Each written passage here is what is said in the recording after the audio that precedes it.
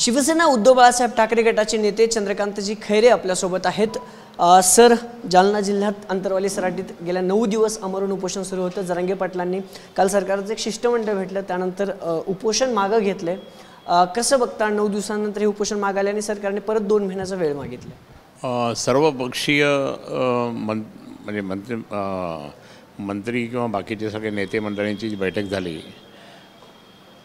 मुख्यमंत्र्यांकडे आणि त्यावेळेस ते सर्वांनी एकमत केलं आहे आणि सर्व राजकीय पुढाऱ्यांनी एकमत करून त्या ठिकाणी ते सर्वजण आणि 2 ऑनरेबल जस्टिस जे आहेत रिटायर जरी असले तरी ते जस्टिस म्हणावं लागेल, तर ते स्वतः त्या ठिकाणी जाऊन मग त्यांनी 2-3 तास चर्चा करून सगळी महाराष्ट्राची सदस्य सांगितल्यानंतर सन्माननीय जरांगे पाटील साहेबांनी ते उपोषण स्थगित ठेवलं। पण त्यांनी हे सांगितलं की 2 तारखेपर्यंत आम्ही जानेवारीपर्यंत वेळ देतो। परंतु मी खरंच कमाल समजेल जरांगे पाटलांची।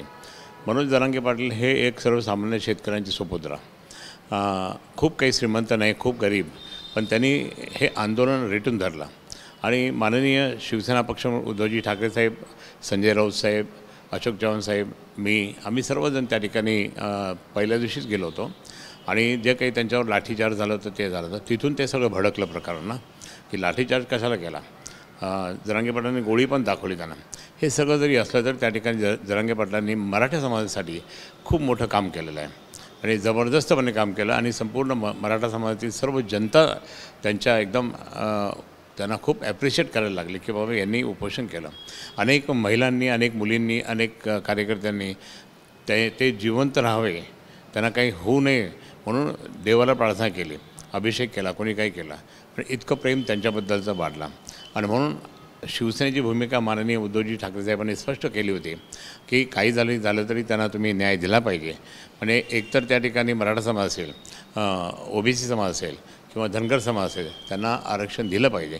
ही माननीय उद्धवजींची भूमिका, ही भूमिकेशी तेही संमत झाले आणि त्यांनी पण सांगितलं होतं की धनगर समाजानेसुद्धा आमच्याकडे यावं, आपण दोघं मिळून आंदोलन करू। म्हणजे एक खूप मोठं पण त्यांनी दाखवलं जरांगे पाटलांनी आणि आज त्या ठिकाणी त्यांनी जरी समजा मागे घेतलं नाही घेतलं, स्थगित ठेवलं जरी असलं तरी ते 2 तारखेपर्यंत नाही तर मुंबईपर्यंत धडक मारणार आहे। आता ह्या सरकारने नंतर काही गेम खेळू नये, मला असं भीती वाटते की हा सरकार काहीतरी गेम खेळून कुठले तरी मुद्दे वेगळेच काढतील आणि मग परत हे असं लटकवण्याचा प्रयत्न त्यांचा आहे असं आम्हाला तरी वाटतं। आज तुम्ही सामनाचा अग्रलेख जर पाहिला असेल तर संजय राऊत साहेबांनी स्पष्ट त्याच्यात नमूद केलेलं आहे आणि म्हणून मी या ठिकाणी सांगतो की इतकं त्यांनी म्हणजे उपोषण वगैरे स्वतःच्या हे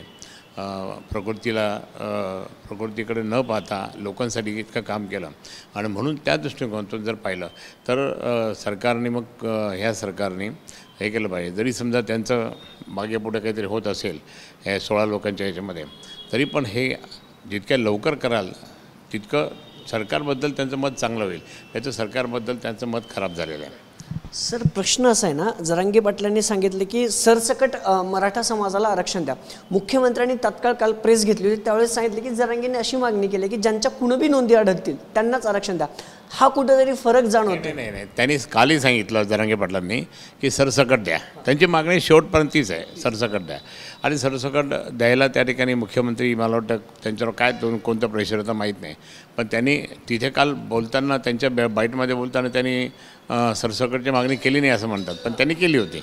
मग इथेच खोटं बोलतात ते म्हणजे आणि म्हणून मला असं वाटतं की ते पुढे 2 तारखेपर्यंत काय खोटं बोलतील त्यांनी करू नये, कारण आज 30 जण त्या ठिकाणी शहीद झाले या आरक्षणासाठी, तर मग आता हटकून त्या ठिकाणी सरकारने सुद्धा अजून खूप काही त्यांचं हे पाहू नये। सो 2 महिन्याचं अल्टिमेट आहे, तुम्ही एवढे दिवस काम केले सरकारमध्ये, विरोधी पक्षात, सरकार सकारात्मक निर्णय घेईल मराठा आरक्षणाच्या बाबतीत असं तुम्हाला वाटते की पुन्हा हे उपोषण आंदोलन राज्यभर सुरू राहतील?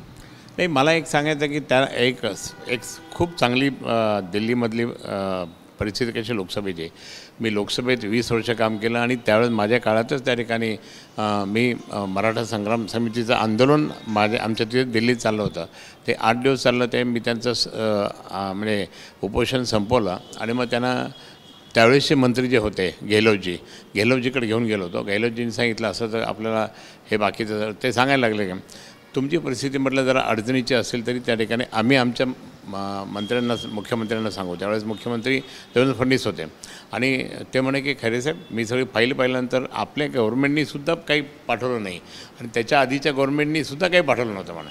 पण ते आता मग कुठेतरी मुवमेंट झाली असते. म्हटलं साहेब आम्ही जाऊन त्या ठिकाणी सगळेजण बोलतो आणि त्या गव्हर्नमेंटनी आताची जी गव्हर्नमेंट आहे मग त्यावेळेस देवेंद्रजी होते त्यांना सांगून त्या ठिकाणी ठराव एकमताने पास करून तुमच्याकडे पाठवतो.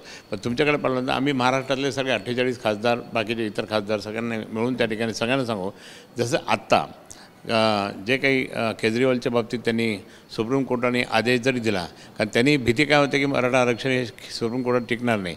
म्हटलं नाही टिकलं तरी परत आपल्याकडे आल्यानंतर आपण परत लोकसभेत त्या ठिकाणी ठराव करायचा आणि लोकसभेत ठराव करून त्या ठिकाणी पाठवायचा. म्हणजे आता जे केलं होतं केजरीवालच्या वेळेस तसं ते आता तर करायला काही हरकत नाही आणि म्हणून या ठिकाणी मराठा आरक्षण हे मिळू शकतं. सर ह्या सगळ्यामध्ये ना बीडमध्ये जी हिंसा झाली किंवा हे ना प्रकाश सोळंकेने काल प्रेस घेतली ज्यांच्या घराला जाळपोळ झाली होती त्यांनी सांगितले की हे करणं चुकीचं होतं आणि यामध्ये कुणीतरी कुठला तरी नेताच असू शकतो. तुम्हाला काय वाटतं मराठा समाजानं केलं असेल की काय तुमचं काय? नाही मराठा समाज हे कधीच करणार नाही. त्याचं कारण सांगतो. आमच्या बजाजनगरमध्ये जे प्रकरण झालं होतं वाळूजला MIDCमध्ये त्यावेळेससुद्धा त्या ठिकाणी सगळे कारखाने जाळपोळ सुरू झाली होती. त्यावेळेससुद्धा हे सगळी मंडळी त्या ठिकाणी रस्त्यावर शांतपणे धरणेचं आंदोलन चालू होतं मराठा समाजाचं. यांचं काहीच नाही. परंतु ज्या ज्या कंपन्यांमधले काही कामगार मालकाच्या विरोधात असते कोणी बाहेरून आलेले होते त्या लोकांनी हे प्रकरण केलं होतं जाळपोळ. आणि म्हणून मला माहिती आहे मी स्वतः दुसऱ्या दिवशी जाऊन आलो होतो आणि लोकसभेत सगळ्या कंपन्यांची नावं घेऊन मी बोललो होतो की हे मराठा समाजाचं काम नाही आहे. कोणीतरी बाकीचे बाहेरचे लोक येऊन ते मराठा समाजाला बदनाम करण्यासाठी हे जाळपोळ त्यांनी केले. तसं आता इथेसुद्धा तसंच आहे. म्हणतात की हा पूर्वनियोजित कट होता. नाही आता तेच म्हणतो ना इथेसुद्धा जे काही 8-9 घटना घडलेल्या आहे ते सुद्धा त्या ठिकाणी मराठा समाजाचे कोणीच नव्हते. हे दुसरेच कोणीतरी आले आणि त्यांनी एकमेकांचा बदला काढण्याचा दृष्टिकोन ठेवून जसं बजाजनगरला झालं होतं वाळूजला तसं इथेसुद्धा झालं. हे मला पूर्णपणे मी ते अभ्यास केल्यानंतर कळलं की हे याने नाही केलं हे करणारं दुसरं होतं. पूर्वनियोजित कट असेल त्यांनी सांगितलं की मला आणि माझ्या परिवाराला हानी पोहोचवण्याचा उद्देश नाही. आता क्षीरसागर कुटुंबाला सुद्धा तसंच केलं त्यांना पण तसंच केलं. आता त्याच्यामध्ये म्हणजे मुद्दामच कोणीतरी खोड्या केल्याच असतील कारण बीडला काय वातावरण जरा थोडंसं दुश्मनी काढण्याचं वातावरण खूप आहे. मी नेहमी जात असतो पाहायला. तर आता तो दृष्टिकोन ठेवला तर हे खूप वाईट कृत्य केलं हे त्या कृत्याशी कोणीच सहमत नाही.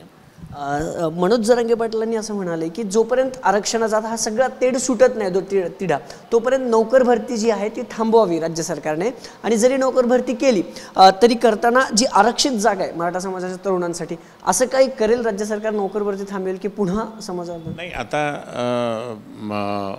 नोकर भरती मला वाटतं ते करणारच नाही आता सध्या. त्यांनी जर केलं तर मग हा मुद्दा राहतो मग आपला धनगर आरक्षण मराठा आरक्षण OBC आरक्षणाचा जो मुद्दा राहतो मग त्या मुद्द्यासाठी परत कोण कोर्टात जातील. आणि आता तुम्हाला माहिती आहे आता हे आरक्षण मिळण्याचा योग आलेला आहे. म्हणजे केवळ जरांगे पाटलांच्या उपोषणामुळे किंवा त्यांच्या आंदोलनामुळे त्या ठिकाणी योग आला. पण आता हटकून कोणीतरी यांच्याचपैकी कोणी त्या मोठा चष्म्यावाला आहे ना त्याला कोर्टात पाठवलं. मागेसुद्धा ज्यावेळेस अगदी असं वेळ आली की आता आरक्षण द्यायचं तर त्यावेळेससुद्धा आता तुम्हाला माहिती आहे कोणी केलं असेल ते त्याच लोकांनी त्या ठिकाणी त्याला उभं केलं आणि कोर्टामध्ये त्या ठिकाणी खूप आरडाओरडा करून त्या ठिकाणी थांबवलं होतं. म्हणजे असे त्या ठिकाणी राजकारणी लोक हे बरोबर नाही आहे. कोणाला तरी उभं करायचं एकदा सगळा समाज त्या ठिकाणी एकवटला असताना तुम्ही त्या ठिकाणी मुद्दाम कोणीतरी उभं करता आणि उभं करून त्या ठिकाणी करता हे बरोबर नाही. खरे साहेब हा सगळा आरक्षणाचा मुद्दा झाला. दुसरीकडे राज्यात आणि केंद्रात केजरीवालांना EDची नोटीस आली. आता रवींद्र वायकरांना देखील नोटीस आली आहे त्यांच्यावर देखील कारवाई. आता हे सरकार जाण्याच्या तयारीत आहे. हे जे केंद्र सरकार ते पूर्णपणे संपणार आहे आता काही दिवसानंतर. अरे आता तरी करू नका निवडणुकीच्या समोर तुम्ही जा. आता करू नका की आता केजरीवालची सहानुभूती अजून वाढणार की नाही. आमच्या रवींद्र वायकरांनी ते ओपनली चॅलेंज दिलं होतं. रवींद्र वायकरसुद्धा त्यांची पण सहानुभूती वाढेल की नाही. मग तुम्ही शिवसेना असेल बाकीचे इतर पक्ष असतील काँग्रेस असेल आप असेल ह्या पक्षांच्या नेत्यांना त्या ठिकाणी तुम्ही मुद्दाम टार्गेट करता आणि तुमचे लोकांनी जे काही केलं त्याचं काहीच करत नाही. यांच्याकडे इतकं घाबाड सापडलं कोणाकडं ED कुठेच ED लागले नाही त्यांच्या. आणि ज्यांनाकडं ED लागेल म्हणून त्या ठिकाणी हे लोक फुटले. माननीय उद्धवजी आणि शिवसेनांच्या बरोबर गद्दारी केली आणि तिकडे गेले. त्यांचं काय झालं ते फक्त पेंडिंग आहे ते ED एकदा ईडीची फाईल तयार झाली की ते असं क्लोज होत नाही, ती पडलेली आहे. म्हणजे हे जे आमचे गेलेले लोक त्यांना अजून समजत नाही काही की आपण घोड चूक केलेली आहे. कधी ती फाईल निघेल. समजा सरकार बदललं येतं, सरकार येतं जातं, त्यावेळेस काय होणार, त्यावेळेस ही परत फाईल निघू शकते पुढे. सरकार बदलणं पुन्हा म्हणते. संजय राऊत सकाळी म्हणाले की 2 महिन्याची मुदत तुम्ही दिल्या, पण 31 डिसेंबरला तुमचं सरकार कोसळणार. काही तयारी केली आहे का तुम्ही? मी तुम्हाला सांगतो, माझं सकाळी संजय राऊत साहेबांशी पण बोलणं झालं. म्हटलं साहेब आता पुढची दिशा काय, तर म्हणजे आपली सामना त्यात दिलेलीच आहे. मी सकाळी बाकी दुसऱ्या कामात होतो, म्हणजे सकाळच्या बाईट पाहिल्या नव्हत्या, पण तुमच्यामुळे आता ते कळलं की संजय राऊत साहेबांनी सांगितलं ते या 1 महिना. मग मी त्यांना विचारलं, सर असं मला असं वाटतं की हे त्या ठिकाणी हे करतील, म्हणजे राष्ट्रपती राजवट लागते. राष्ट्रपती राजवट लागले की मग संपलं सगळं. म्हणजे यांचं जे 6 वर्षाचे बाद होणार आहे ते सुद्धा वाचेल, आणि त्यांच्या डोक्यावर जे आरक्षणाचा जे प्रश्न निर्माण झालेला आहे तो सुद्धा वाचेल. असं करून हे डावपेच खेळायला लागलेलं आहे. परंतु जनता अजून चिडणार. राष्ट्रपती राजवट लागेल खरे साहेब तुम्हाला वाटतं? काही सांगता येत नाही, काही करू शकतील. हे कशाला 3 वेळेस दिल्लीला चाललं आहे, आणि ते सुपीक डोके आहे सगळे दोघं तिथले दिल्लीचे. ते काही ना काहीतरी गेम खेळतील, पण त्यांना हे माहिती आहे की आता तुम्ही जाण्यात आहे, आता तुम्ही येणारच नाही पुढे बघा. पण 31 डिसेंबर तारीख राऊत साहेबांनी सांगितली, तुम्हीही ती सांगताय, म्हणजे तुम्ही काही नाही. आम्हाला कळतं ना सगळं, आम्हाला दिसतं ना सगळं. 31 डिसेंबर दिली ना, आता काय खरं म्हणजे त्याच वेळेस डिक्लेअर करायला पाहिजे होतं. पण ठीक आहे, आता माननीय सुप्रीम कोर्टाने त्या ठिकाणी मुद्दाम यांना वेळ दिला, बाबा अजून घ्या वेळ, परंतु आता करा. आता म्हणून त्याप्रमाणे ते आमचे जे सन्माननीय सभापती जे आहेत विधानसभेचे, ते काहीतरी हालचाल करायला लागले. पण हालचाल करायला त्यांचा संशय येतो आम्हाला. ते परत जातात दिल्लीला, चर्चा करून येतात, परत जातात दिल्लीला. म्हणजे काहीतरी संशय येतो सर्व नागरिकांना, आणि मग होईल काही ना काहीतरी याची.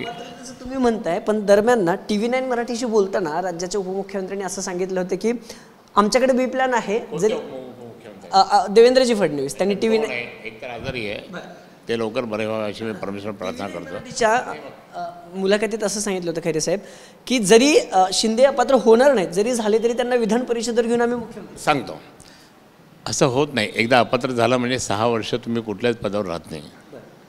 मग ते विधान परिषद असो की राज्यसभा असो की लोकसभा असो की विधानसभा असो, कुठेच जाता येत नाही त्यांना. म्हणून त्या ठिकाणी 6 वर्ष झाल्यानंतरच त्यांना त्या ठिकाणी यावं लागेल. पण समजा विधान परिषदेत घेऊन पुन्हा मुख्यमंत्री झाले, बाकीच्या 39 जणांचं काय, तुमचे सहकारी? नाही, ते आमचे जुने गद्दार सहकारी, आताचे गद्दार सहकारी, तर ते जे आहेत ते त्यांच्या मतदारसंघात त्यांची एकदम म्हणजे अशी वाईट परिस्थिती झालेली आहे की ते जनता त्यांना निवडून देत नाही. जनतेला हे राग आला बरं का. आता हे सगळं जे चाललं ना घडामोडी, त्याचा प्रचंड राग आलेला आहे, आणि म्हणून जनता यांना कधीच त्यांना वर येऊ द्या. ते म्हणजे आता तुम्ही खोके घेतले ना, ते खोके घ्या आणि घरात बसा, आणि बाकी आम्ही तुम्हाला आता घरात बसू. साहेब, एक शेवटचा प्रश्न. पुण्यातल्या ससून रुग्णालयातील ड्रग्ज प्रकरण तुम्ही सगळं पाहिलं असेल. अनेक आरोप होत आहेत, अनेक धक्कादायक माहिती समोर येत आहेत. नेक्सस राज्यभर आहे, पण जे काँग्रेसचे आमदार आहेत रवींद्र धंगेकर, त्यांनी आज सकाळी बोलताना असं सांगितले की जो काही प्रकार घडला, जे डीन आहेत त्यांना भाजपच्या मंत्र्यांकडनं फोन येत होते, ललित पाटलाच्या दाखल करून घ्या. काय वाटतं, मंत्र्यांचे हात असावेत? कारण अनेक दिवस सुषमा मंत्र्यांचे हात आहेत हे दिसून आलं, पुरावे दिले. संजय राऊत साहेबांनी सुद्धा सांगितलं, आणि रवींद्र गंगेकर हे खूप जबरदस्त कार्यकर्ते आहे, आणि रवींद्रजींनी काय सांगितलं ते बरोबर सांगितलं. त्यांनी उकरून काढलं, तर घाबरले नाही ते. त्यांच्यावर काही लोक ते असा दृष्टिकोन ठेवला होता त्यांनी की आपण काहीतरी करूया म्हणून, आणि मग त्यांनी हे केलं, असं झालं. पण याच्यात या ललित पाटील प्रकरणात आणि ससून प्रकरणात भाजपच्या मंत्र्यांचा हात असेल असं तुम्हाला वाटतं? 100%. धन्यवाद साहेब. तर हे होते चंद्रकांतजी खैरे. अनेक मुद्द्यांवरती त्यांनी स्पष्टीकरण देतानाच ललित पाटील प्रकरणात जे आरोप होत आहेत त्यामध्ये नक्की भाजपच्या मंत्र्यांचा हात असू शकतो असा देखील एक अंदाज बांधलाय. कॅमेरा पर्सन प्रसादसह अभिजित पोते, TV9 मराठी, छत्रपती संभाजीनगर.